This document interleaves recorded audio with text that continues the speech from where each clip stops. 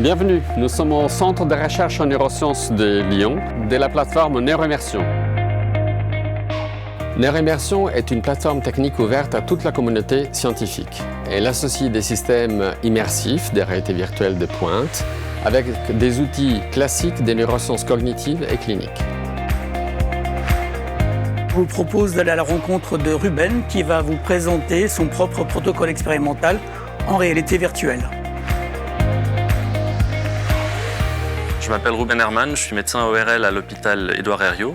Nous nous intéressons en particulier à la façon dont compensent les patients qui présentent une atteinte du vestibule.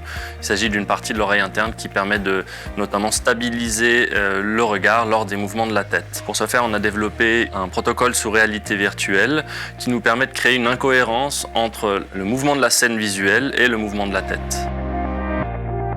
Pour réaliser le projet de Ruben, j'ai utilisé un casque de réalité virtuelle avec un eye tracker intégré. Ce casque, combiné avec un système de capture de mouvement infrarouge, me permet d'enregistrer en temps réel et de manière synchronisée les mouvements des yeux et de la tête, et ainsi de pouvoir proposer au chercheur une visualisation de ces mouvements à la fin de l'essai pour que celui-ci puisse valider ou invalider l'essai qu'il vient d'effectuer. Je m'appelle Fadila Hadjbouziane et je suis chercheuse CNRS et je m'intéresse à la manière dont nous ajustons nos distances avec les autres en fonction de différents contextes et en particulier en fonction des émotions qu'ils expriment. Alors la manière dont on mesure ça, on a mis en place ce dispositif en réalité virtuelle avec un avatar qui exprime différentes émotions et on va demander au sujet d'arrêter l'avatar à une distance à laquelle ils se sentent confortables en fonction des émotions qu'ils expriment.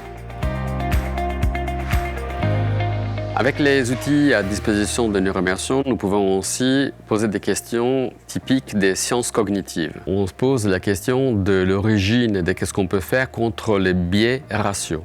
On essaye de les réduire. Le fait de pouvoir faire vivre l'expérience d'habiller les corps d'un avatar, d'une personne qui est blanche de peau en réalité, mais qui dans les scénarios virtuels va s'habiller d'un avatar à la peau noire.